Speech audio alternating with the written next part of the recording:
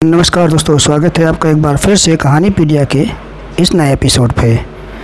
दोस्तों आज 14 अप्रैल है और आज के दिन भारत देश में रहने वाले हर एक इस दिन के बारे में बखूबी जानते हैं कि आज है डॉक्टर भीमराव अंबेडकर बाबा साहब जी का जन्मदिन। और बाबा साहब के बारे में लगभग भारत के हर एक युवा, हर एक पीढ़ी के लोग जानते हैं। तो दोस्तों बाबा साहब के जीवन से जुड़ी हुई तो बहुत सारे लोगों आज के दिन जानते भी हैं, पहले से भी जानते हैं, लेकिन आज हम उनके जीवन परिचय के बारे में नहीं बल्कि कुछ अलग जानकारी के बारे में, अलग रोचक तत्वों के बारे में जानकारी देंगे। जिन्हें महत्वपूर्ण का ये है कि बाबा साहब के ऐसे कौन से महत्वपूर्ण कार्य हैं जिनका आज का युवा वर्ग, आज के ज़्यादातर लोग नहीं जानते हैं। तो उसके बारे में आज हम चर्चा करेंगे। तो चैनल पर बने रहिए और ज़्यादा समय न देते हुए शुरू करते हैं। और आप चैनल को सब्सक्राइब कीजिए, ज़्यादा से ज़्यादा लोगों को शेयर कीजिए, क्योंकि ये जानकारी हो सकता है कि आप के जानने वाले भी लोग ना जान रहे हों। तो एक भारतीय युवा के रूप में डॉक्टर भीमराव अंबेडकर की अधिकांश जानकारियों को साझा करते हुए हमें खुशी और गर्व महसूस होता है कि हमारे आधुनिक भारत के संस्थापक और पिता के बारे में अज्ञात तत्व इस तरीके से हैं। क्रांतिकारी डॉक्टर बाबा साहब अंबेडकर, आप सभी से मेरा अनुरोध है कि इस जानकारी को आप ज़्यादा से ज़्यादा लोगों को शेयर करें, क्योंकि जो महत्वपूर्ण जानकारी आज मैं शेयर करने वाला हूँ वो खास कर हो सकता है आप लोगों तक ना पहुँच पाए। जो उनके सबसे प्रथम जो जानकारी है वो ये है कि कैम्ब्रिज विश्वविद्यालय इंग्लैंड से 2011 विश्व का शीर्ष विश्वविद्यालय है, जो के अनुसार दुनिया का पहला प्रतिभाशाली केवल एक भारतीय व्यक्ति जो डॉक्टर बाबा साहब अंबेडकर, जो इस विश्वविद्यालय के सबसे शीर्ष स्थान पर रहा, उनको घोषित किया 2011 में। ये पहला एक नोबेल का प्राइज़ है, नोबेल की बात है। दूसरे अगर हम बात करें तो प्रतिष्ठित नोबेल पुरस्कार पाने वाले 6वें भारतीय अर्थशास्त्री डॉक्टर अमर्त्य सेन का दावा है कि डॉक्टर भीमराव अंबेडकर अर्थशास्त्र मेरे पिता हैं। तो उनकी किताब जो उन्होंने इकोनॉमिक्स पे लिखी, तो उसको लेकर के ही उन्होंने रिसर्च किया डॉक्टर अमर्त्य सेन ने, और तभी उन्होंने डॉक्टर बी आर अम्बेडकर को अपने अर्थशास्त्र पे अपना पिता माना। तीसरी बात जो महत्वपूर्ण ये है बाबा साहब के बारे में, अम्बेडकर जी के बारे में, तो यह है कि भारत के प्रथम विधि कानून बाबा साहब भीमराव अम्बेडकर द्वारा भारतीय महिलाओं के उत्थान के लिए बनाया गया हिंदू कोड बिल जब प्रधानमंत्री नेहरू द्वारा पारित ना हो सका, तब बाबा साहब अम्बेडकर ने पद से इस्तीफा दिया। लेकिन ये दुर्भाग्य की बात रही कि महिलाओं का एक भी संगठन इसके आगे आकर के बात नहीं कर सका, उन्होंने आज भी कर रहा है। भारत के महिलाओं के सशक्तिकरण के लिए बाबा साहब अम्बेडकर ने इसके लिए बहुत प्रयास किया। 3 साल तक उन्होंने इस बिल को पारित कराने के लिए लड़ाई लड़ी। उन्होंने कहा कि यह बिल भारतीय महिलाओं की गरिमा वापस दे रहा है और लड़कों और लड़कियों को समान अधिकार देने की बात करता है। मगर तत्कालीन नेता श्यामा प्रसाद मुखर्जी के नेतृत्व में सत्तारूढ़ पार्टी ने, कट्टरपंथियों ने इस बिल को पारित होने की अनुमति नहीं दी। चौथी जो महत्वपूर्ण बात यह है उनके महान कार्यों में, वो है कि 1935 में गठित भारतीय रिजर्व बैंक RBI का आधार बाबा साहब भीमराव अंबेडकर द्वारा हिल्टन यंग कमीशन के समक्ष प्रस्तुत किए गए विचारों के आधार पर ही भारतीय रिजर्व बैंक की स्थापना की गई। पांचवें महत्वपूर्ण अगर उनके कदम की बात करें, उनके महत्वपूर्ण कामों की बात करें, तो डॉक्टर भीमराव अंबेडकर की ही सजेशन पे, उनकी ही विचारों पर दामोदर घाटी परियोजना, हीराकुंड परियोजना, सूरजकुंड नदी घाटी परियोजना के निर्मित किया गया।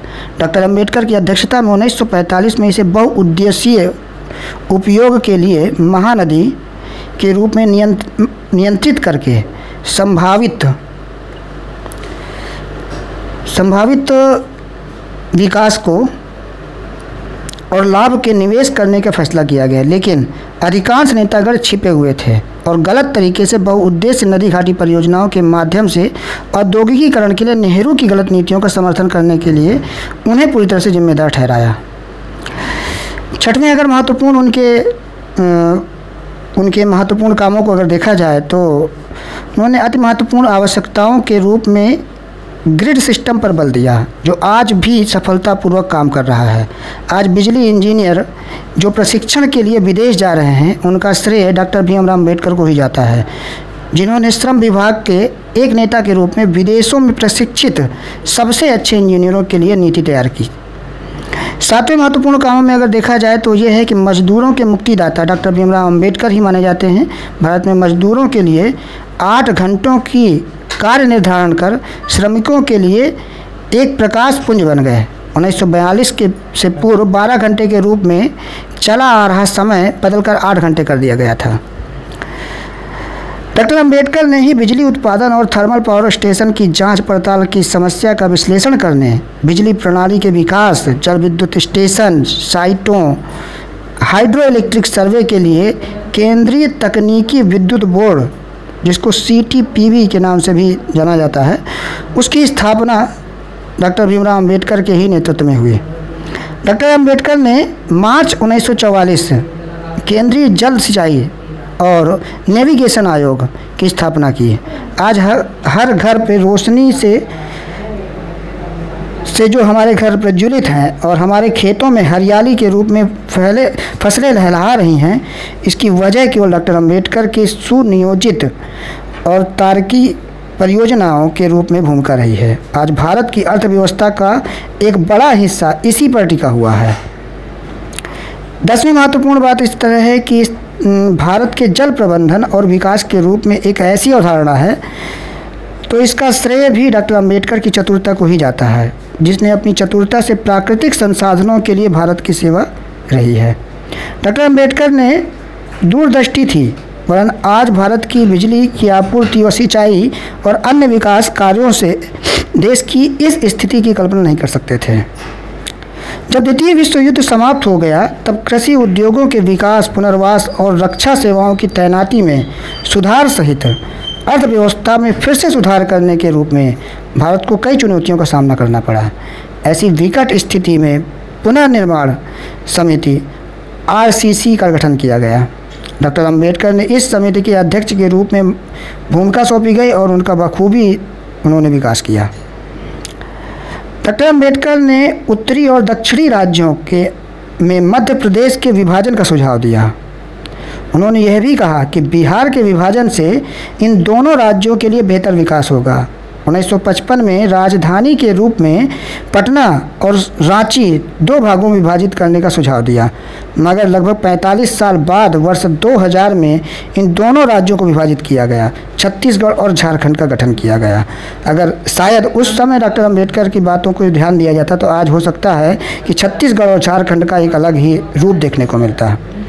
डॉक्टर अम्बेडकर ही भारत की महिलाओं के अधिकारों के चैंपियन थे। उन्होंने भारतीय महिलाओं की मुक्ति और सशक्तिकरण के लिए लंबे समय तक कठिन संघर्ष किया और मजदूरों के लिए कई कानून बनाए, जिनमें मुख्य रूप से निम्नवत हैं। श्रम कल्याण निधि, जो श्रमिकों के लिए आज भी मील का पत्थर बना हुआ है। महंगाई भत्ते का जो आज बेनिफिट ले रहे हैं सभी कर्मचारी, उसका भी श्रेय डॉक्टर भीमराव अम्बेडकर को ही जाता है। ESE, भविष्य निधि अधिनियम, महिला और बाल श्रम संरक्षण अधिनियम, महिलाओं एवं श्रम बिल के लिए, मातृत्व लाभ जो आज हर एक महिला के लिए एक हक बना हुआ है, तलाक अधिनियम, संपत्ति के अधिकार, दिहाड़ी श्रमिकों के अवकाश का लाभ, कर्मचारियों के लिए वेतनमान में संशोधन, खानों में भूमिगत कामकाजी महिलाओं पर प्रतिबंध व पुनरुद्धार। डॉक्टर अम्बेडकर ने भारत के रोजगार कार्यालय की स्थापना सहित कई श्रम सुधारों के बारे में लाने के महत्वपूर्ण भूमिका निभाई। डॉक्टर अम्बेडकर के अगर हम कार्यों की गिनती करते रहें तो बहुत कुछ है, लेकिन फिर भी कुछ महत्वपूर्ण और बचे हुए हैं कि डॉक्टर अम्बेडकर के अलावा अन्य कोई व्यक्ति नहीं था जिसने संविधान के हर 5 साल में वित्त आयोग के लिए प्रावधान शुरू किया हो। भारत के सभी 13 वित्त आयोग की रिपोर्ट के लिए संदर्भ का मूल स्रोत सदा ही डॉक्टर अम्बेडकर की PhD के थीसिस भारत में अंग्रेजों के प्रांतीय वित्तीय विकास का आधार है, जो आज वित्तीय आयोग के लिए मील का पत्थर है। डॉक्टर अम्बेडकर ने संपूर्ण दक्षिण एशिया में अर्थशास्त्र में पहले PhD और अर्थशास्त्र में डबल डायरेक्टरेट करने वाले महापुरुष हैं। डॉक्टर अम्बेडकर ने जिस और भी जो महत्वपूर्ण काम हैं उन पे भी अगर चर्चा करें तो भारत के पहले कानून मंत्री थे, मात्र एक भारतीय जिसकी तस्वीर लंदन के संग्रहालय में कार्ल मार्क्स के साथ है। भारतीय संविधान के मुख्य वास्तुकार हैं, भारत के सबसे बड़े प्रतिभाशाली वकील, पहले आदमी जिन्होंने इंदिरा गांधी की चालाक एवं मौसमी राजनीतिगिरी के बारे में खुले तौर पर विरोध किया, भारतीय राष्ट्रीय कांग्रेस के दुश्मन और मुख्य प्रतिद्वंदी, सार्वजनिक रूप से हिंदू धर्म का अमानवीय बेवकूफ़ी पुराण मनुस्मृति नामक पुस्तक को जलाने वाले पहले महापुरुष, भारतीय मूल बौद्ध धर्म क्रांति के नायक, भारत में धार्मिक पुनर्जागरणवादी नेता, लाखों पूर्णों के पिता स्वरूप, राष्ट्रीय प्रतीक के रूप में अपनाया गया अशोक स्तंभ जो शेर के रूप में जाना जाता है, तथा भारतीय राष्ट्रीय ध्वज में धम्म का चक्र जो दोनों सारनाथ के एक अशोक चक्र के स्तंभ के रूप में है, इनका श्रेय भी अंबेडकर को ही दिया जाता है। पहले भारतीय जो अर्थशास्त्र में SC स्नातक की उपाधि प्राप्त किया। डॉक्टर अम्बेडकर को CNN, IBN, history TV, channel 18 द्वारा सबसे महान भारतीय के रूप में घोषित किया गया।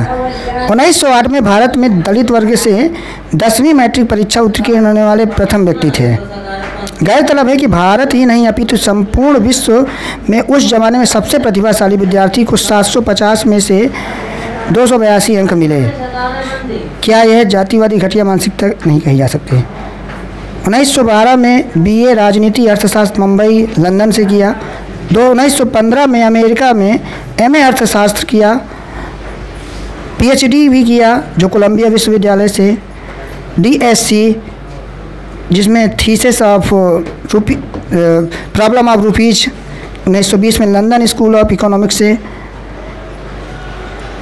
इस तरीके से आधुनिक भारत के महानतम समाज सुधारक और सच्चे महानायक केवल भारतीय जातिवादी मानसिकता के सदा ही इस महापुरुष की उपेक्षा की गई। बड़े ही दुर्भाग्य की बात रही कि भारत में हमेशा से ही एक विशेष व उच्च वर्ग के नेता तथा उनके कार्यों को स्कूल कॉलेजों में बहुत सी किताबों में अन्य माध्यम में जगह मिली। खैर आज के समय में अब उनको पढ़ाया जाने लगा है, ये अच्छी बात है, लेकिन आज भी उनके महत्वपूर्ण कामों को नहीं देखा जाता है। तो इस तरीके से आज उनके बारे में थोड़ी सी जानकारी करने के लिए आप तक पहुंचाने के लिए मुझे मौका मिला। और चैनल पर बने रहेंगे तो ऐसे ही महापुरुषों के बारे में, ऐसे ही कहानी किताबों के माध्यम से आप लोगों तक जानकारी अपडेट पहुंचती रहेगी। तो चैनल पर बने रहिए। और आपने यहाँ तक जिस जानकारी को सुना इसके लिए धन्यवाद। मिलते हैं अगले एपिसोड में एक नई जानकारी, एक नए एपिसोड के साथ। तब तक के लिए धन्यवाद। मिलते हैं अगले एपिसोड पे।